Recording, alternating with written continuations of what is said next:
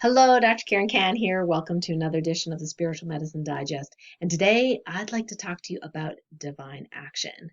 So, what is divine action? Well, let me back up a little bit and say that there's so many of us in the spiritual tribe that are doing our inner work. We are doing our meditation. We are intentioning to vibe in a higher and higher way, making peace with ourselves on the inside so we can manifest peace on the outside. And that is amazing. And now the time has come where that grows and translates into divine, what I call three-dimensional action, meaning, action that is, seen in the outer world, if you know what I mean. So I'll share with you something that scared me a little bit about this piece, the divine action. My preference has been over the last little bit to communicate and share my perspective, my healing perspective, to teach all around the world through, my books and my courses and my free YouTube videos and podcasts and things like that, connecting to amazing people around the world. I mean, absolutely amazing. And at the same time, when I was approached by a healer friend of mine to, let's just say, grow something more local, my first reaction was, no, no, no, no, no, no. I don't think so. And the reason why is because I had this thought or bias that people aren't ready for that around here. When I first started my acupuncture practice, my then husband said to me, "Are you nuts? You're in a small town. Like, the population of the town is 2,500 people. Yeah, we get a lot of visitors every year from the big city, but you want to start an acupuncture practice in a small town where everyone is so used to allopathic medicine? I mean, no one's going to come, right?" And I thought, well, but this is what I want to do. This is my passion, and I know it can help so many people above and beyond what I already knew in Western medicine. So I did it anyway. And struggled a little bit at the beginning because I really didn't understand how to do, marketing correctly, local marketing. Again, I was more into, more online, and, was an early adopter of online or internet marketing, not knowing that that was not the fastest way to grow your practice. Well, maybe it is now, maybe, but really it's boots on the ground, being out there in the local community. But luckily for me, things went well and started, although it was rocky at the beginning, started getting quite a tribe together of patients, and for many years in a row won the acupuncturist of the Adirondacks award, whatever. And not that long afterwards, two other acupuncturists came to town. So here in a tiny, tiny town, we had three acupuncturists. Like, how awesome is that, right? So people that I did not expect to be interested even in something that I considered back then pretty esoteric, acupuncture, in a place where they only knew Western medicine. I was surprised with the people that came in. They came in from all walks of life. They were young, they were old, they were retired, they were teachers, they were, all different kinds of professions, men and women. It was very, very interesting. And so you'd think I'd learn from that experience not to be so trepidatious about working something locally. So when my friend asked me well, she didn't ask me, she presented to me an opportunity where we could teach the local community, who in general, although some of them are interested in acupuncture, the consciousness level and elevation of where they are now in their thinking and understanding of health and wellness is still a big jump to, in terms of consciousness and energy and manifestation, that kind of thing, right? It's one thing to talk about Chinese medicine and needles and things like that. Another thing to talk to the average person that's living in this small town about true wellness from the inside out. about their mindset, about their energy field, right? So I wasn't all that keen about doing that kind of thing. I'm like, oh my gosh, you know what? I'm just going to teach to people who want to know the information and not force it down somebody's throat that doesn't want to learn it, right? Because they're into whatever they're into, and that is okay. However, however, even though I kind of balked initially at this opportunity, the other opportunity that has arisen, which is in parallel with this, is that in place of the current government or governing, I suppose, of the different kinds of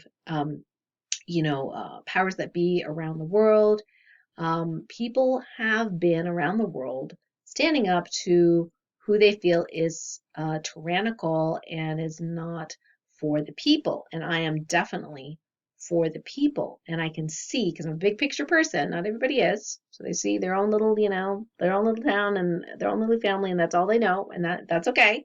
It's just, I'm more of a big picture thinker and seer. So I can see what is happening around the world and the patterns and the patterns of control and manipulation and things like that that have been planned for a really, really long time. And although it's uncomfortable to bring these topics up, especially in the local community, right? It is necessary if we are going to say, well, we don't want to be governed this way. We don't want to be controlled. We don't want to be force injected with things. We don't want to be, placed into some sort of camp, against our will, or we don't like these bills that are forcing things on children in the law, things like that. What's the alternative? The alternative is creating a way of self-governance. And that kind of triggered me. First of all, because the last thing that I was thinking of is like being in government, like really, right? But that's because of what we're used to and what we're indoctrinated into, what governments do, what politicians do, right? The last thing I want to do is be a politician. Like, forget that action, right? It's like, eh. However, how are we supposed to self-govern if we don't connect with our fellow, man, woman, child in our community, know what they need with boots on the ground? I really didn't have an answer for that. I'm big picture, right? So I see global. But really, how are we going to self-govern unless the people at the local level get together and make some decisions and have that support and backup? It's one thing for me to, teach, so-and-so over here, and another person in Australia, another person in Germany, another person in Sweden, and, but I was a little scared and trepidatious to imagine it in my own community. And then I realized, wow, I noticed some doubt there. Now, not just doubt of, and not even so much of the community itself, whether they'd be willing to do that, because as per my past acupuncture practice example, you build it and they will come, right? It was more, the trepidation was more about my own self. And then I realized, wow, I didn't think I had self-doubt, but maybe there was a little inkling of that. And we know that anything in that realm is something to heal and less of something for any dark type of forces to latch onto. So it's really, really good to heal anything that's preventing you from 100% self-love, 100% self-respect, self-worth, self-trust. And self-doubt, there's no room for self-doubt. So I thought, okay, I'm going to step into this little bit scary spot and am clear at what I am good at and what I'm not good at. And I thought, well, we need council members, we need people to be part of this. And I see myself more as a spiritual elder than I do as a committee member per se. And here's what the folks that are doing this on the bigger level counseled me on. They said, look, you know what? We do need the people on the ground to start it. Okay. So start it, with your friends, start it. and you will attract the right people to do those committee positions that it is in their wheelhouse. Because I see a spreadsheet and my eyes kind of glaze over, right? It's a running joke in our team. Anyway, so there are going to be people that have good skill sets that way. And I'm like, wait a second, Karen, you're a fantastic manifester. Like, why are you worried about this? I think what it is that level of responsibility. I already feel a huge level of responsibility, for the world and beyond. And this piece initially felt like an additional responsibility. But that wasn't really, I think, what was causing the fear. Yes, there was a little bit of self-doubt, like, can I do this? And I'm thinking, well, gee, Karen, you've done really hard things. Like, of course you can do this.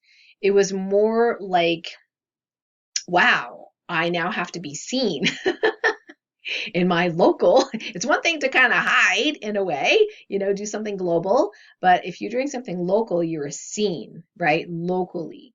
And I could kind of get away with nobody kind of knowing what I was doing in my local and being perfectly happy with that. And now, if I am co-creating this self-governance organization, if you will, then it's going to be seen. And I'm going to be seen. And I'm going to be outed. So maybe you're watching this and going, whoa, okay, maybe I'd feel the same way, right? It does take a bigger person to be able to, and I'm growing into that, like to be able to go, okay, if I say I want medical freedom for everyone, woman, man, and child, if I say that, I'd like to see a community where we don't have to force inject or our children and people who it's not good for and, that kind of thing, then I'm equally responsible for creating that. So divine action is really taking our values and our principles and our soul's, highest self desire and manifesting it in the three-dimensional, in this realm. And yeah, it's going to trigger most people because it's scary. Now, you don't necessarily have to create, I'd love for you to, in your own county, and country and wherever you are, create your own assembly, because we have backup. We have life force backup. We have, I'm also learning the proclamation of peace and how to be in peace while we create this. And it's a wonderful blend, of energies and support. So there's like practical support and then there's energetic spiritual support. It's so awesome. So I do not feel alone in this. And so I highly recommend, if you really want to take divine action in this piece, in this way, in your own local community, it would be awesome. Because at the end of the day, who's going to do a needs assessment? It's going to be people in the community, right? Like, I don't even know in the next town what they need. So it's something to learn, in the whole county. What does the county need, and to be funded? And that's the nice thing too, is, money is coming to fund us. So yeah, the time is now to do that. Now, divine action for me is stepping into that role of being that, spiritual elder for the community, holding the space for our, core committee, and connecting to the local people who want to create this world with me, not just virtual people. And some of these local people are not necessarily as esoteric or woo-woo, as me and my friend. However, they all have that same goal of having that free society that is pro wellness, pro health, pro freedom, pro self-governance. And so it's a challenge for all of us to work together to actually get along. And so my divine action is now stepping into the space. And yes, does it take time? Yes. Does it take energy? Yes. And I know that there's certain things that skill sets that I'm really good at. I have, good like marketing skills. I have good, I have some video editing skills. I have like internet skills. I'm pretty tech savvy. And if I have a problem, I know where to go to look and where to get help, right? Not everybody has that. So that's my contribution to my county, is to be able to be that person. There may be other people that are even better than me at that. So that's really, really awesome. Now, what does divine action look like for you? Now, it could very well be, and keep in mind that what I'm going to say may trigger some people, okay? But I'm giving you just examples. So, divine action might be for yourself to go, wow, I am done self-sacrificing my health and mental well-being for the sake of a family member because they have a preference for me to do or say or be something. And I have known for years that it is unhealthy for me. And I have kept saying, yes, yes, I'll do that, yes. And I've sacrificed myself for years doing that thing or being that thing for them. So your divine action might be for yourself to making a commitment. You know what? I am done with self-sacrificing because you don't need to self-sacrifice. You really don't. The part of you that thinks that you do is the codependent part that we are all healing right now on a grand scale. So that may mean that when your mother insists, or your mother expects, I won't say insists, your mother expects you to come to dinner every Sunday with her. Okay? And when you go to her house, you feel like crap. Why? Maybe it's because she smokes. Maybe it's because their house is full of mold and you are deathly allergic to mold and you've tried to get them to do mold remediation and they don't want to do it. But yet you sacrifice yourself every week to go there. And you justify it by going, well, she's old. You know, who else is going to take care of her? She's my mother. I have to do it. I'm obligated, right? And then what happens is your body's like, what? You know what I mean? It's like, I don't think so, right? And gives you that negative feedback. And it could be other things. It could be, your mother is just bashing you the whole time that you're there, or criticizing you, or telling you, well, why can't you be more like your sister? Or why don't you lose some weight? Or why don't you get the job? Or why don't you do this? Or get a better job? Whatever. And it's driving you nuts. And yet you just bite your tongue and you just deal with it because you're like, okay, it's only 4 hours a week. It's only 4 hours a week. I can handle this, right? But you know what? You're self-sacrificing. And believe it or not, it actually does not serve the other person when you're doing that. It never does. You might pretend that it does, but it never does. We teach people how to treat us. And if we don't treat ourselves well and don't have self-respect, how the heck do you think you're going to do that for other people? It's like fairyland, okay? Like fairy thinking, magical thinking, different from real magic, but magical thinking, if you think that you can get away with that. Especially those listening in that are highly sensitive like I am, that are earth angels, star seeds, indigos. Sorry, you have a high responsibility level in this body and timeline. You chose to be here in this reality right now. And that means you can't get away with that kind of stuff. Not for long, and certainly not now with the shift and the Great Awakening and, our World War III. You can't get away with that. So you either choose divine action now or you choose it later when it's really uncomfortable and when you get sick and blah, blah, blah, right? So here's another example. We want so much to keep the peace that we are willing to be uncomfortable ourselves and do unhealthy things for ourselves just so people will shut up and not give us a hard time. Okay, what's an example of that? That would be like going into a store that has a mandate for okay, and does it serve you? And that'll be up to you to decide. But from my research and as a medical doctor, I can say that it doesn't really do anything helpful, and it does do harm. Studies of children in Germany about all the different complaints from the parents report out, like what's happening to the kids, the headaches, the perioral oral dermatitis, the tooth decay, the nasal congestion, the eye infections. I mean, the mental stuff. I mean, it goes on and on, right? So where there is harm, why are you sacrificing yourself? Maybe because you're like, well, the store owner's a friend and I don't want to make waves, right? Well, divine action is like, okay, no more sacrificing yourself. So then what do you do? So you could do what I did, where I confronted the store owner and I said, look, I have a mandatory exemption. I don't believe in masks anyway, and I'm a medical doctor, so whatever I say trumps whatever the governor says. I would like to go into your store and shop like normal people, mask free. And she said, no, it's not going to work for us, you know? And my employees and I have decided that we're going to make it mandatory. And I said, well, just so you know, in case you didn't, actually is not a law. And even if it was an actual mandate, it's actually voluntary. Mandates are voluntary. So if you look at the Roman civil law, where that word comes from, it's voluntary. And even the governor's, paperwork says that the Americans with Disabilities Act, not that I'm disabled, but if someone cannot wear one, you don't have to.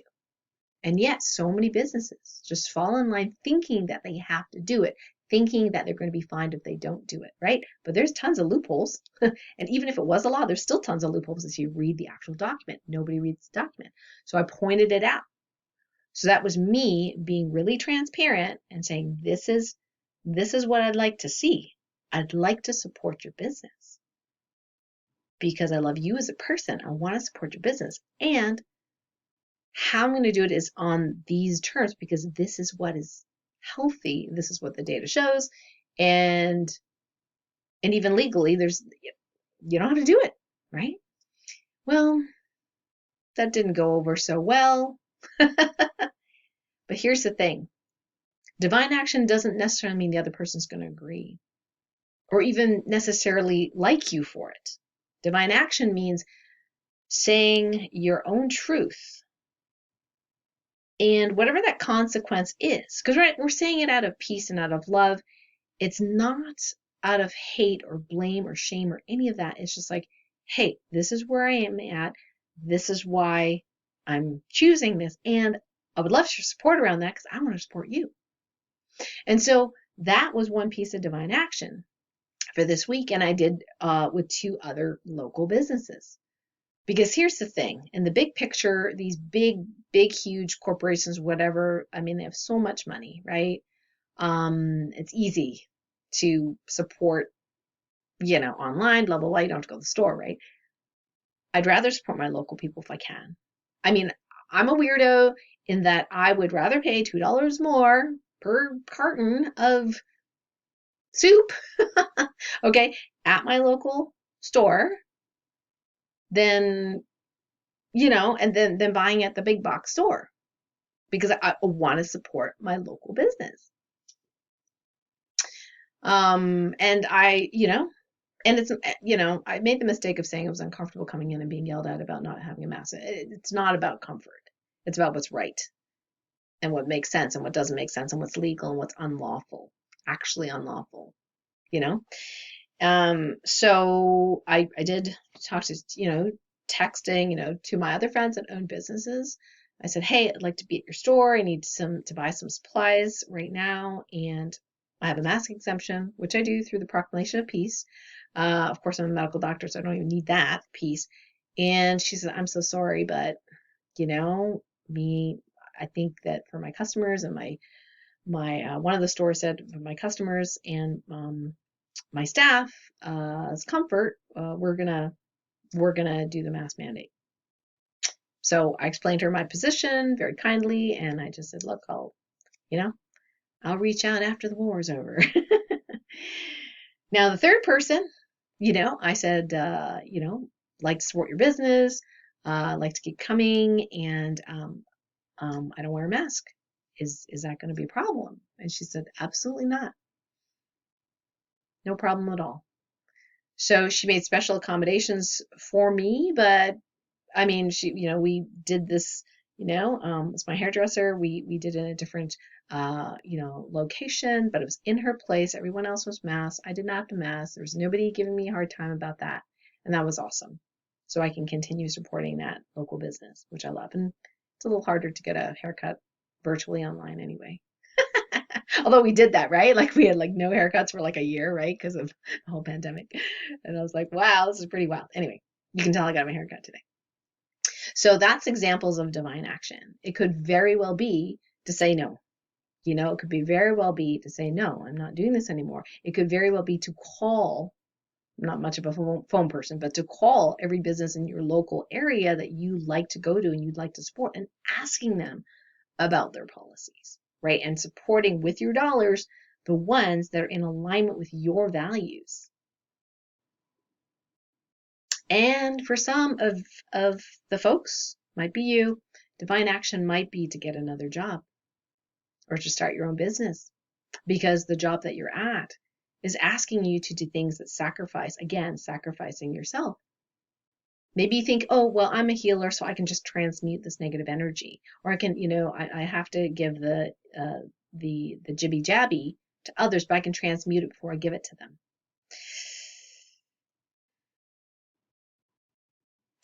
You're at a higher responsibility level at this point.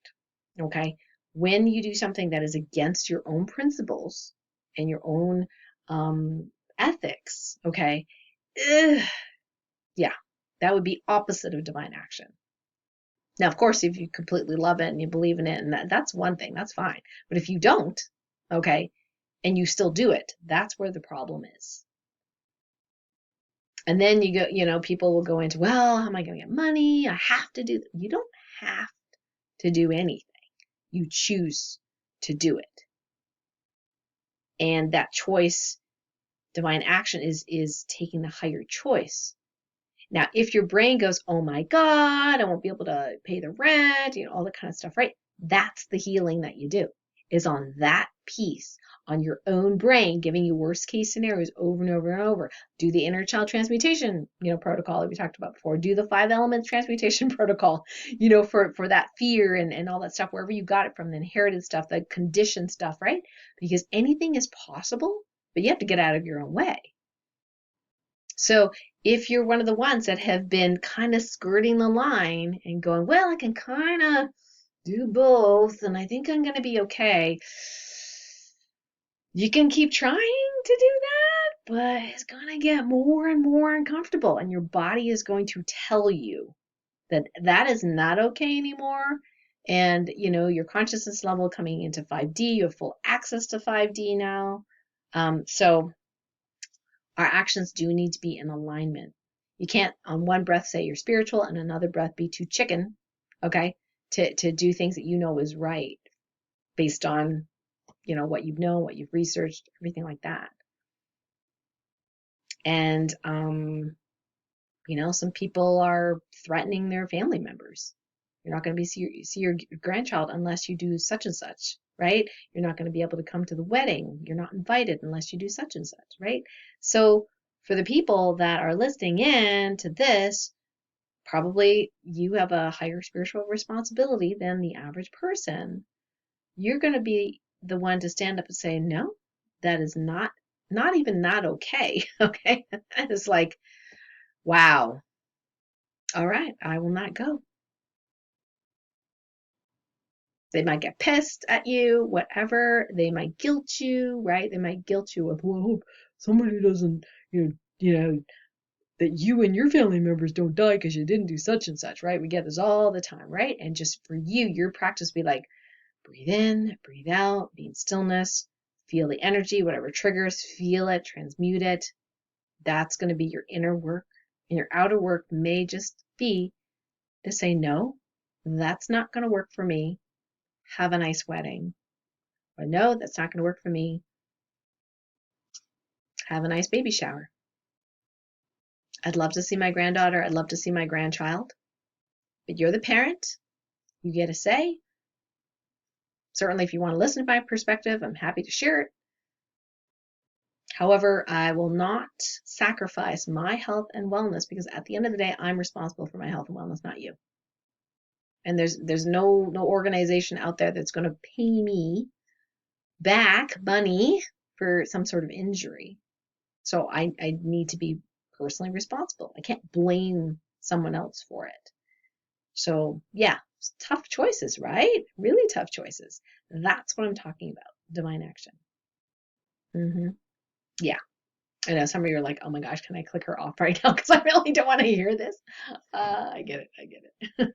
All right. So mull over it. Think about it. It doesn't mean you have to do something drastic. For you, it might be one thing. Like, for example, we needed maple syrup the other day. This last story, and I'll go on after that with our healing for this week.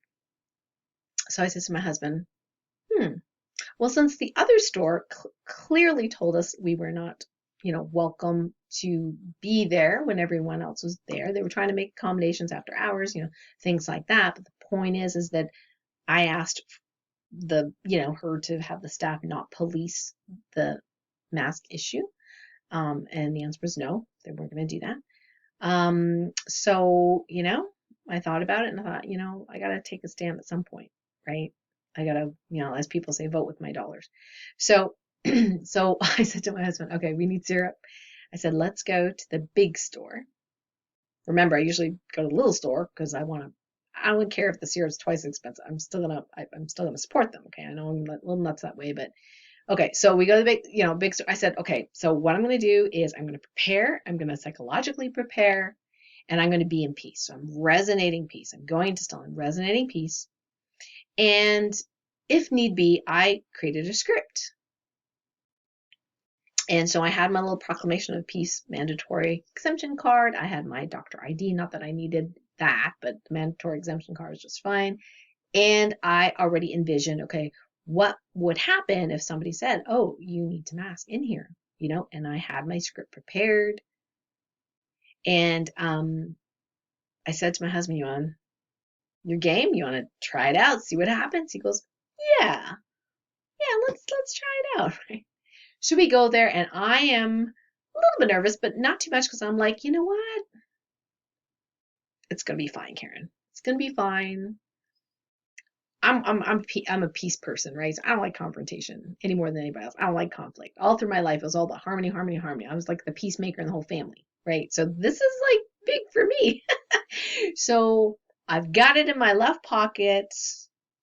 We go in there. James is really great. My husband's really great. He goes in there. He's very intuitive. So he just goes right. He just makes a hard right. He goes down this aisle, right? We don't basically pass by all the checkout people. There was nobody at the door. No Walmart greeter at this place, right? So he goes down this aisle, we get our stuff, and there was a self checkout. This is pretty new in the store. So we did the self checkout, mask free, staying in peace. Didn't have to use the card. Didn't have to pull out the I'm a medical doctor thing. Nothing. We left there, and I'm like, okay, awesome, awesome. All right, so let's do our TOLPAKAN healing activation for this week. And it's all about supporting you to be able to take divine action from your soul's perspective. Now, I'm not sure how that's going to feel in your body. It's a fairly simple TOLPAKAN healing activation. However, you will have to just check and see over the next week or two whether that has galvanized something in you or shifted a perspective or lessened some fear for you. I'm not really sure how it's going to work for you because everybody has their own stuff, So if you're new to TOLPAKAN healing, often what we do is just tell people to be open to receiving healing. And once you're at that place where you intend to receive, then one of the things I'd love for you to do is practice stillness through observing internal movement, because that amplifies your light radius around you and actually helps people around you and, to receive even better. So what you can do is feel the resonance or energy body, and how you can do that if you're not really sure how to do that is you can rub your hands really, really, really fast together or shake your wrists, things like that. Close your eyes and then feel any energy or movement in the body. That's the stillness through observing internal movement. And that's in chapter 4 of my book, by the way. And go ahead and feel the energy in the body. I'm going to go ahead and say the TOLPAKAN healing directive, and your job is just to notice what happens to the energy in your body. There may be a change, maybe not be a change, but your idea is just to notice. You ready? Okay, here we go. I now command anything preventing you from fully stepping into your ability to take divine action in this body in this timeline right now be healed and resolved in the highest and best way, all directions of time, with ease, speed, and grace. So go ahead and just let that settle in. You might yawn. You might feel some tingling. And if you had your eyes closed, you can certainly open them now. Would love for you to comment, below this video, first of all, about number one, the whole bit about divine action. Are you inspired to do something now? And what is that? If you're brave enough to write that in, would love for you to share that. Number two, how did this activation feel in your body?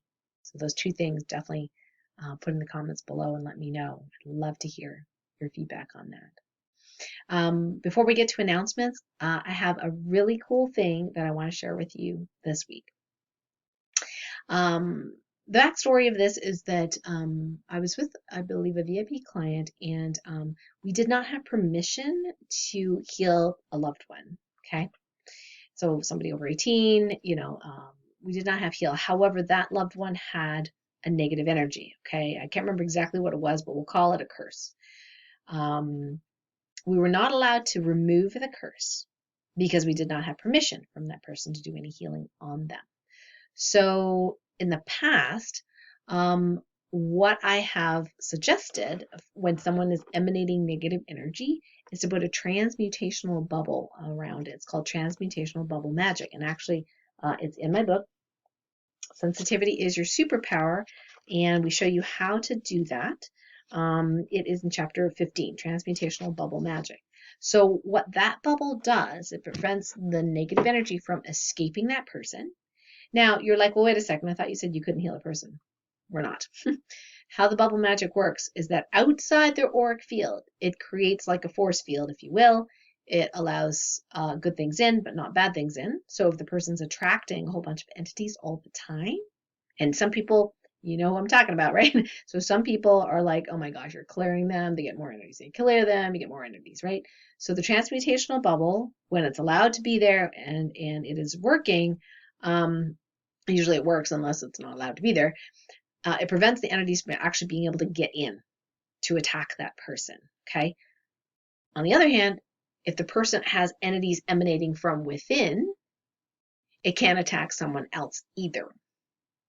Because the minute the entities hit that bubble prior to, being in the auric field, because if you're clearing the auric field, you're clearing the person and you're healing the person, so you're not allowed to do that unless you have permission in general. So as the entities try to come in, this invisible transmutational bubble will auto heal them. Okay, either that or they'll just like go away because they're like, they don't like how things feel. And the entities from the inside, again, if they try to go out to infect someone else, they'll automatically get healed. So the transmutational bubble is super helpful. Same thing with energy darts and, energy weapons and things like that. The in and out, to some degree is super, super helpful. Now, this new thing that we've co-created with the universe is called a spiritual Faraday cage. So it's a Faraday cage. Well, a Faraday cage is like a box that is made with materials where electromagnetic radiation cannot penetrate. So in other words, if you call someone in a Faraday cage, their cell phone will not ring. Okay, because no EMFs go through. And they use these in some spiritual experiments, healing experiments, to demonstrate that healing occurs even with no electromagnetic radiation passed from one person to the other. So in the quantum, we don't need EMF or electromagnetic radiation to do healing. And other types of healing, yeah, for example, ultrasound, healing, heat therapy, infrared light therapy, that's all electromagnetic radiation. So a Faraday cage is literally a box that someone or something can sit in, and it completely is, can't. For example, if you, in some movies you've seen where the quote unquote bad aliens or the bad military or whatever do an EMP pulse. So they do a pulse like that, and all the electronic equipment in your cars and fridges and everything dead. Dead, dead, dead. You cannot use them because they run on electromagnetic energy, right? If you have that device, that phone, in a Faraday cage, it's protected. The EMP pulse cannot destroy it while it's in that cage. So there are some that you can buy right now for your cell phones and your laptops, and they're just these little envelopes, that block EMF, and they would be safe from EMP attacks and things like that. Your computer, for example. Now there isn't one big enough for your car, but We could hope, right? Now, spiritual Faraday cage is different from the transmutational bubble in that when you download the spiritual Faraday cage to that particular thing that you don't want harming that person. So in this case, the curse, right? It surrounds the curse, okay, the curse itself, and the curse cannot attack the person or make the person sick because of it. Now, you didn't remove the curse because you weren't allowed to do that, but this is a workaround. You can put a spiritual Faraday cage around that thing. Now, some people have asked me, can you do that for other things? You could definitely attempt to do that. Why not, right? So the thing is that if you can imagine it in your mind, it's much more likely to happen. So you have to be able to imagine. It's easy to imagine one thing. It's hard to imagine 30 billion of them, whatever. But there's a way in which, so if you can imagine it, okay, then it can be there. So all you need to do is do TOLPAKAN Healing Directive to download the spiritual Faraday cage for X, Y, and Z.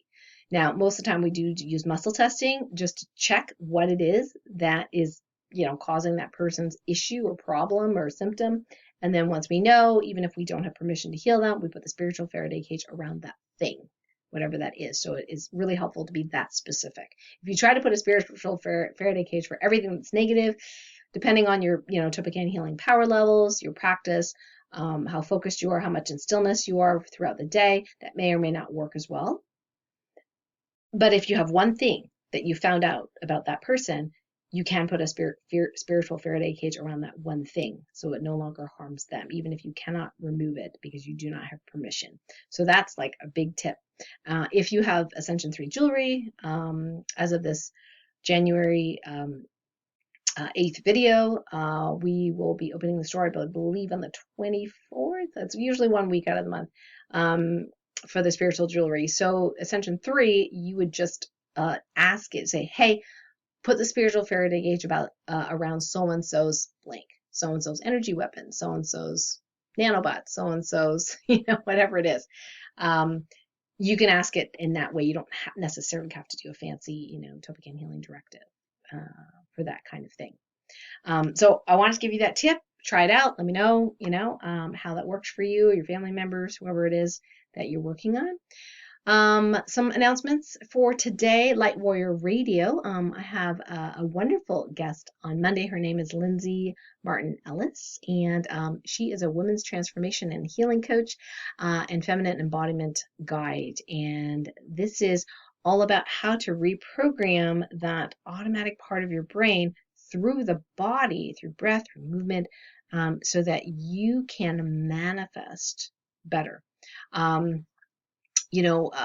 We as women, for those of you that are women that I'm talking to, have a really important role, to play right now in the Great Awakening. And a lot of women are stepping up and more men are stepping up. It behooves us to really get our stuff, done, and also our own healing and manifesting done. So a lot of people think, oh, the mind is the king. Your mindset's really important.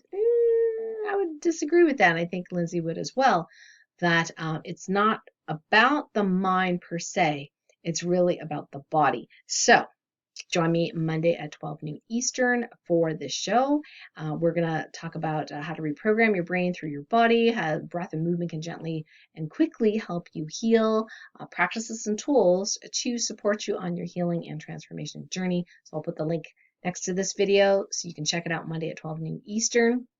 Some other announcements.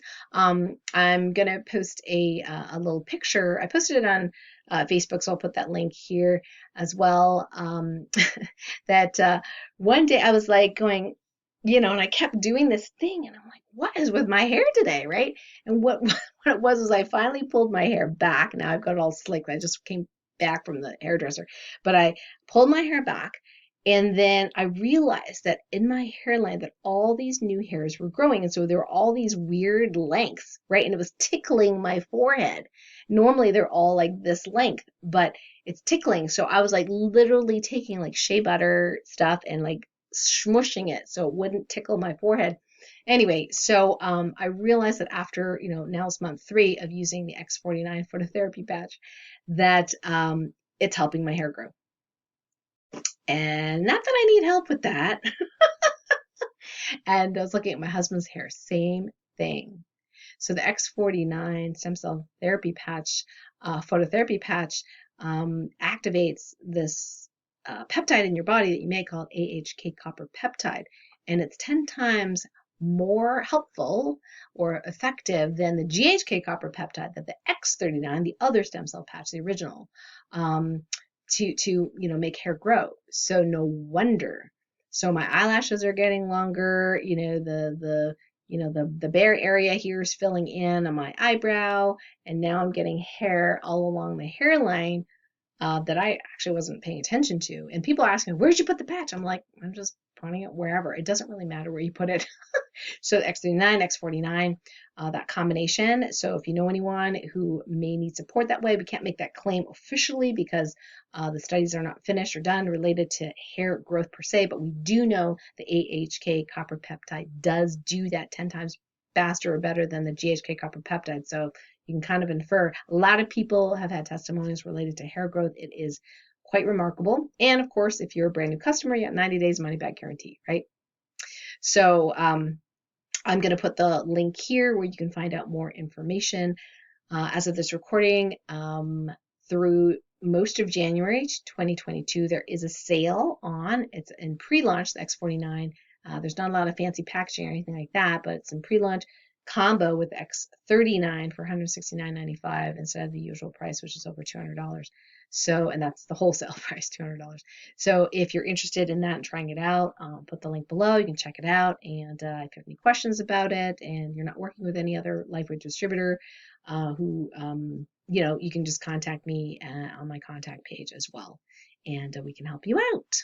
So some other announcements. If you missed the mini healing last Tuesday, definitely watch that because the very beginning part of it, I actually did the inner child transmutation protocol for everyone.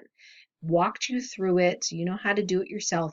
And then we did the mini healings, right? So I'm going to put the link in the email. If you are watching this on YouTube, okay, and you don't know what that link is, because it's not a public link, you can just email support@karencan.com. Make sure you register for the next mini healing session so you get alerts, and you memorize the URL for the replays, because there's a lot of people's personal stuff in there, right? So it's in an unlisted, link where it's not accessible to the public, but definitely want you to watch that first bit of it. So in the email, if you're on my email list, you get the direct link. If you're not on my email list, I'm sorry, you'll have to ask support for that link. Got it? So some upcoming events, if you haven't already registered for Tammy Mastroberti's Elevated Existence, I'm on her telesummit pretty much every year since I started with her, and the summit is going on right now. You haven't missed a lot, so definitely register now. My interview with Tammy is going to be February 1st at 1 p.m. Eastern, so mark that date in your calendar because I think you're really going to enjoy that interview. We'll give you more details later. If you're on my email list, I'll let you know. Thursday, so next week, on the 13th of January, there is a book launch party at 7 p.m. Eastern for my friends Navigating the Clickety-Clack book. Now, let's see if I still have it here on this end. Yes. Okay. So I was in book 1. Okay. And then there was book 2 that launched last year, and now book 3. And book 3's celebrity authors are Michael Beckwith and also Keith Leon, of course, is my friend and publisher, and John DiMartini. Very big names. They're in The Secret, the movie The Secret. Big fan of that movie. And many of my colleagues, including one of my business coaches, Trey Stennett's in there. He's fantastic. So definitely want you to get a copy of the book, but don't buy yet.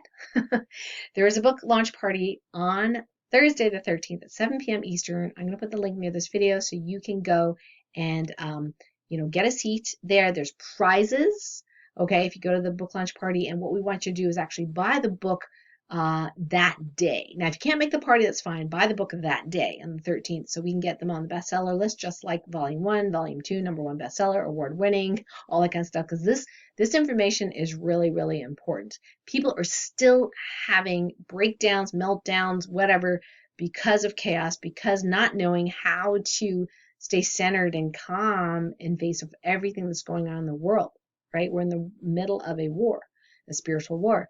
So these books are really, really important. So that's why I'm supporting my friends and colleagues, and of course my publisher as well.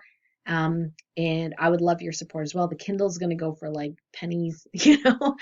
So definitely buy it on the day. Support the launch. Let's get this information out to the masses. Let's help more people, because if we can all resonate that peace and calm, oh my gosh, the world will change overnight. It is changing. Let's change it faster.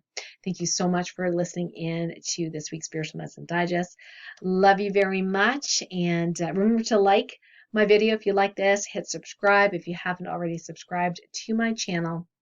And I look forward to talking with you next time. Bye for now.